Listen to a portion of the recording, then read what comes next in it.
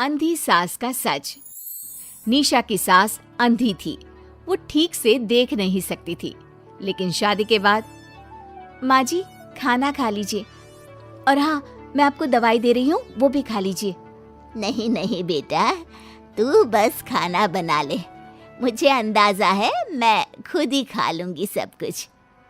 रोज सुबह निशा की सास की आदत थी। निशा बेटा, सब्जी दे दे, मैं काट देती हूँ। अरे नहीं नहीं माँ जी, आपको चाकू लग सकता है। नहीं नहीं बहू, मुझे अंदाजा है कि कैसे काटना है, काफी वक्त से कर रही हूँ ना मैं। वैसे भी डॉक्टर ने कहा है कि थोड़ा बहुत काम करना जरूरी होता है। माँ जी, डॉक्टर ने कहा है तो दे देती हूँ आपको, लेकिन मेरा मन नहीं मान रहा।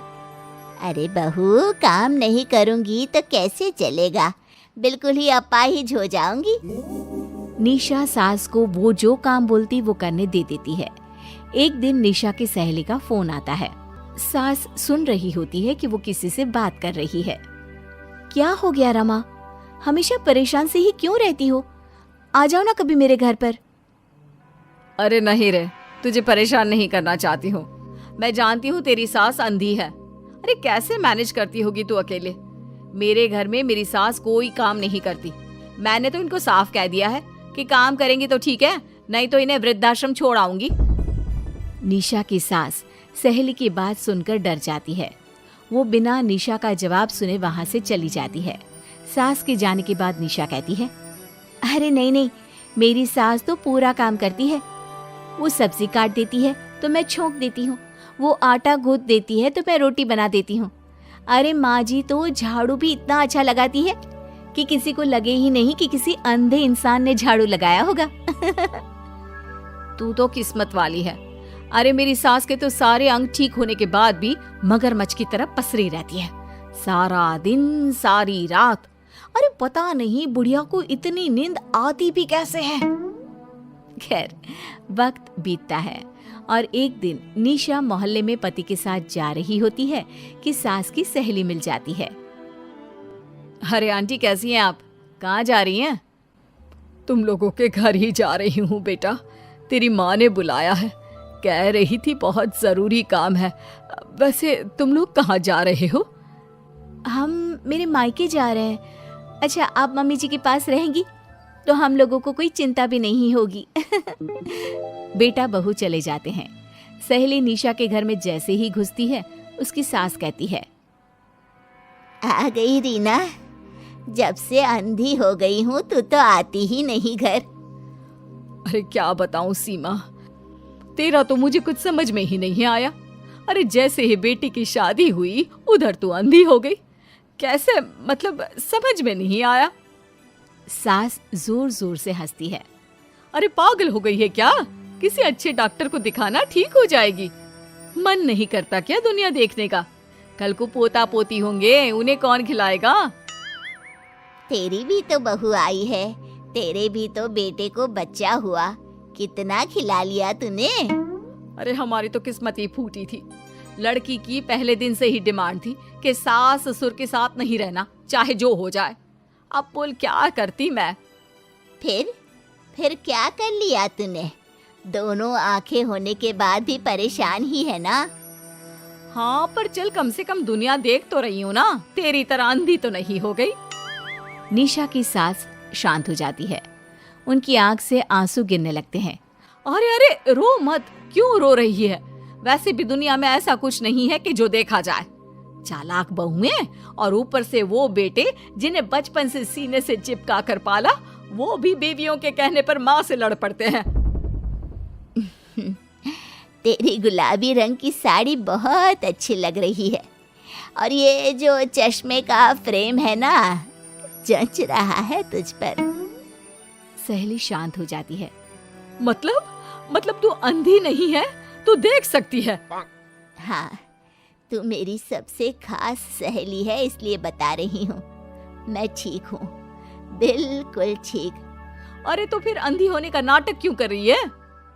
दुनिया देख ली है मैंने, देखा है मैंने कैसे सास को देखकर बहुएं रंग बदलती है। मैं अपने बेटे के बिना नहीं रह सकती, पति का साया तो पहले ही उठ गया। बेटे को बहू ले गई तो क्या करूँगी? सारा काम कर देती हूँ, वो इसी में खुश है। सहेली निशा की सास को गले लगा लेती है। लेकिन झूठ बोलकर कब तक? अरे कब तक ऐसे रहेगी? थोड़ी ही देर में बाहर से बेटा बहू के आने की आवाज आती है। बस चुप कर, जो मैं कर रही हूँ बस साथ दे मेरा, नहीं तो। बहू घर पर आती है। सामने 2 कप में चाय, शादी के एल्बम और कुछ खाने पीने का सामान रखा था। माँ जी, कुछ खाया आपने? खाना क्या है बहू, बस चाय पी है। सब्जी दे दे, मैं काट देती हूँ, रात के खाने की तैयारी हो जाएगी। अरे नहीं माँ जी, मैं खाना बना लूंगी, आप आंटी के साथ बैठिए ना। बहू सारा खाना बनाकर सास को आवाज देती है और सभी बैठकर खाना खाते हैं। माँ जी, ये लीजिए, कटहल खा लीजिए, ये कह रहे थे कि आपको बहुत पसंद है। हाँ हाँ, ला दे। बहू सास को रोटी का डिब्बा पकड़ाती है, लेकिन सास नहीं पकड़ती। वो कटहल देना बहू। बहू जल्दी से सास को कटहल दे देती है। अगले रोज फिर सास झाड़ू लगा रही होती है कि बहू कहती है, माँ जी, आप ठीक से झाड़ू नहीं लगा रही, पीछे देखिए कितना सारा कचरा फैला हुआ है, लाइए मैं लगा देती हूँ। सास डर जाती है और पीछे देखती है। कहाँ बहू? अरे कहीं तो नहीं है कचरा, देख। नहीं माँ जी, आप देख नहीं सकती ना, इसलिए आपको नहीं दिखा। बहू सास से झाड़ू लेकर सारे घर में झाड़ू लगा देती है। सास अब जो काम करने जाती, बहू उनसे छीन लेती।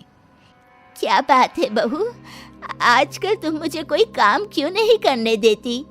माँ जी, काम ही क्या है, हम 3 लोगों के लिए खाना और 2 कमरे की घर की सफाई, ये तो मैं आसानी से कर सकती हूँ। सास को समझ में नहीं आता कि आखिर बहू ऐसा क्यों बोल रही है।